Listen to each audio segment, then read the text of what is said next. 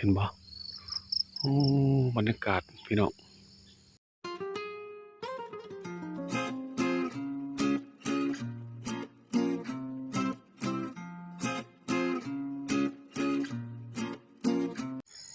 สบายดีมาพอกับบ่าวน้อยสาวลุงอีกคือเก่าตอนนี้บ่าวน้อยอยู่นี่มันหน้าบังกะโลหรือว่าหน้ารีสอร์ทเนาะเบิ่งบรรยากาศยามเช้าตื่นออกมาพี่ภูทั้งหน้าแล้วก็มีอีกทางเมืองนั้นทั้งหน้าทั้งหลังถือว่าบรรยากาศดีเลยบรรยากาศรอบๆตัวทั้งหลังก็คือมีสายน้ำนะข้างหลังนะพี่สายน้ำกับภูอีกฝั่งหนึ่งเห็นบรรยากาศดีเลยบรรยากาศรอบๆกันทั้งนี้นี่เป็นบังกะโลนี่บักหลายเป็นบังกะโลนะถือว่าบรรยากาศดีเงียบสงบเลยพี่น้องถือว่าบังกะโลต้นมาพูดตัวนึงสูงฝุ่นบรรยากาศดีหลายเนี่ยทั้งหน้าเลยนี่ทั้งหน้าเดี๋ยวจะพายางเบิ่งหลังตัวหลังที่พักเนี่ย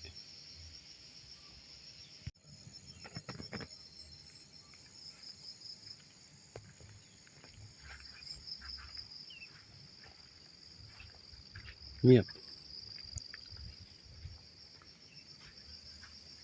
บรรยากาศดีไปเหมาะความเงียบถือว่าเหมาะแก่การมาพักผ่อนนี่เลย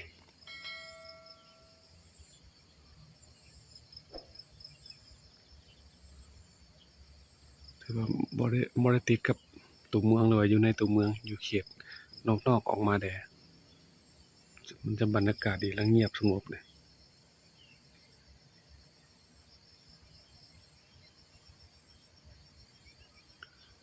บังกะโลก็มีหลายหลังเลยพี่น้อง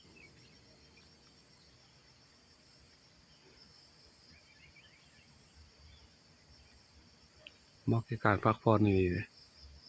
บรรยากาศดีเดี๋ยวบ้านน้อยจะพาไปเบิ่งหลังบังกะโลหลังบ้านพักเดี๋ยวรอเบิ่งข้างหน้าก่อนแล้วจะพาไปเบิ่งทางหลังติดสายน้ำ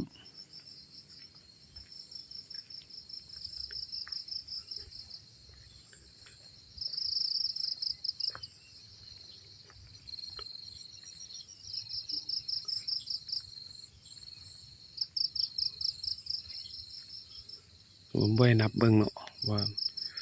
มีหลายหลังบ่แต่ว่ากว้างอีหลีย่างเข้ามาแต่ข้างหน้าพุ่นน่ะ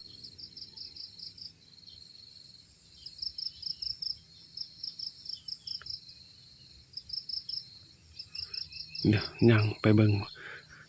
ส่วนนี้ก่อน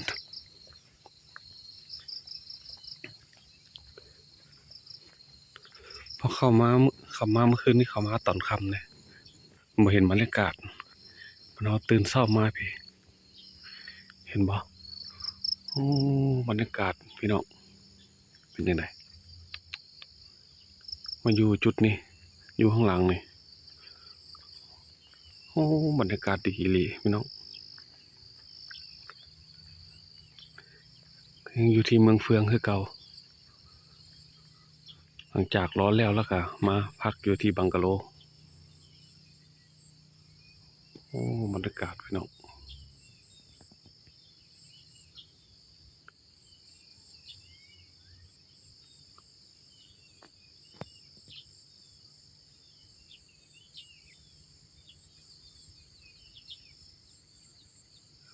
เงียบสงัดได้ยินแต่เสียงนกเสียงกา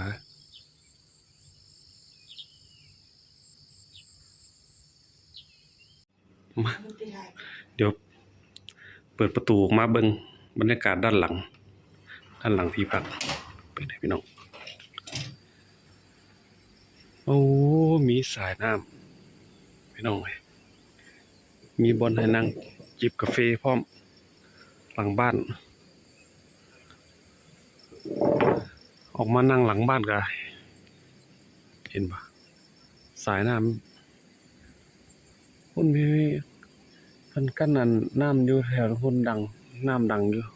นี่แต่เสียงน้ำดังจากพุ่นเห็นปะ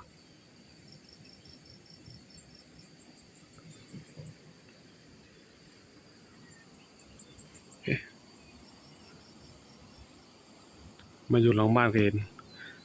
ออกมาหลังบ้านเห็นภูเขาเลยเห็นธรรมชาติเลยโอ้สุดซื่นนี่หลีพี่น้องเอ้ย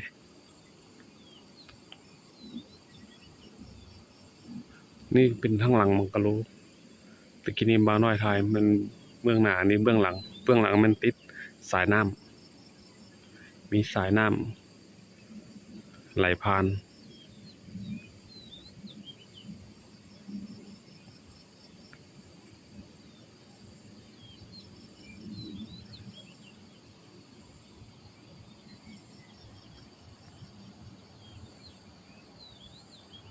ธรรมชาติดีเลยพี่น้องเอ้ยสะอ่อนเลยเนาะ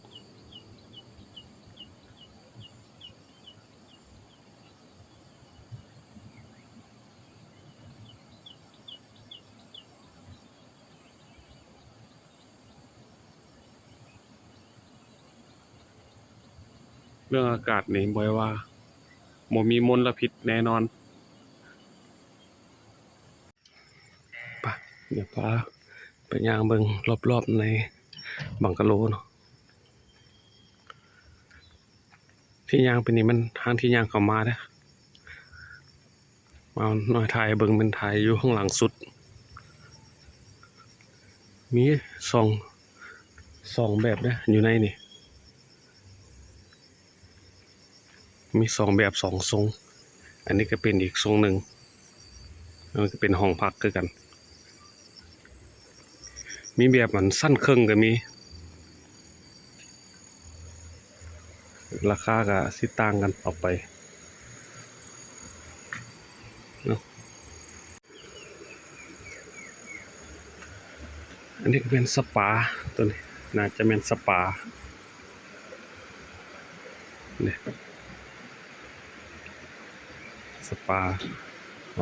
บนนอนนวดอย่างประมาณนี้แหละนะ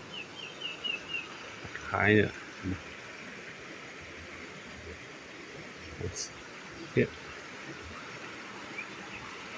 ได้ยินสายน้ำก็อยู่ดีละเนี่ยเพื่อนเอาหินลัดใส่ให้น้ำมันจะได้ยินเสียงคือน้ำตกเลยแหละเพราะคนเอาหินใส่แบบนี้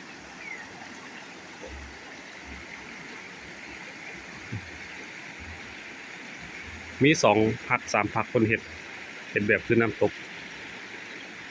นอนเราได้ยินเสียงน้ำ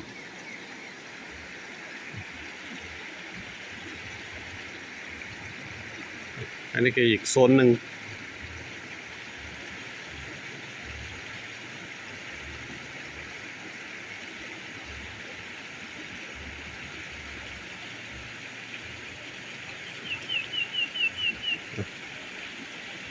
นี่เสียง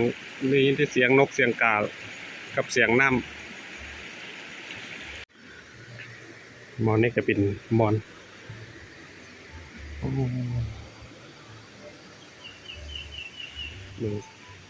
มีคีรินพุ่นทางพุ่นทางนั้นเป็นนั่นที่พักสั้นครึ่งพุ่นวะราคาหนึ่งต่างหากทางพุ่น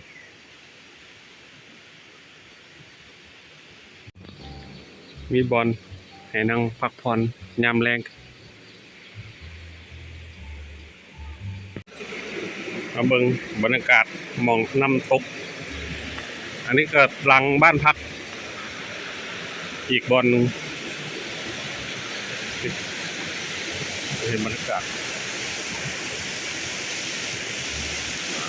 ไปอยู่จุดใดก็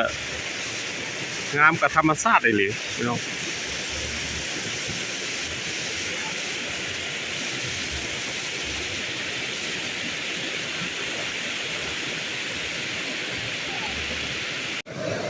ที่ยินเสียงน้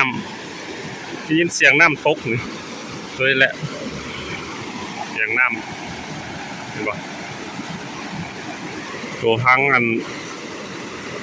พุดส่วนนั้นบ่าวน้อยสาวลงพักกันเห็นบ่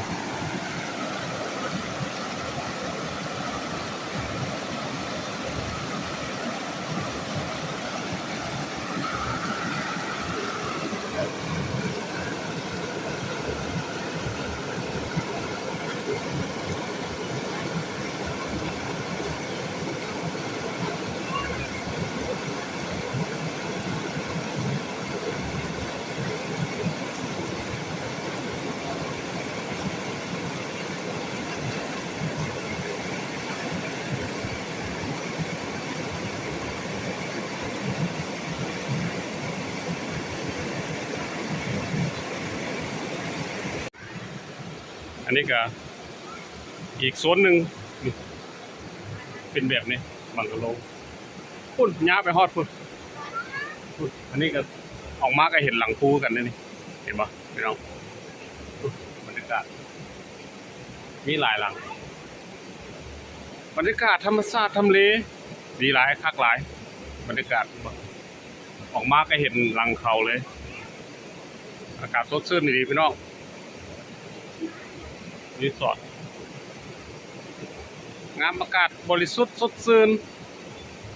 ยามเช้ากับยามแรงนี่ตื่นมาเห็นบรรยากาศแบบนี้ถือว่าดีหลายเสียงน้ำก็ไหลได้ยินเสียงน้ำไหลเป็นมื้อเบิดคืนเลยบรรยากาศคือว่าบรรยากาศอันหลังภูเขา2 ลูกเนาะบรรยากาศอันนี้น้ำไหลทางนั้นงามบ่ไปฮอดพุ่นเลยบนพักงามหรือว่าบรรยากาศดีหลีเนาะรีสอร์ทสุดท้ายนี้บ่าวน้อยสาวลงก็ขอขอบใจพ่อแม่พี่น้องเบิดสุคนที่เข้ามารับชมและให้กำลังใจเนาะเดี๋ยวไว้รอชมคลิปหน้าเนาะว่าบ่าวน้อยจะพาไปเลาะไปเที่ยวข้างไหนเนาะเอาไปพ้อกันคลิปหน้าเด้อขอบใจ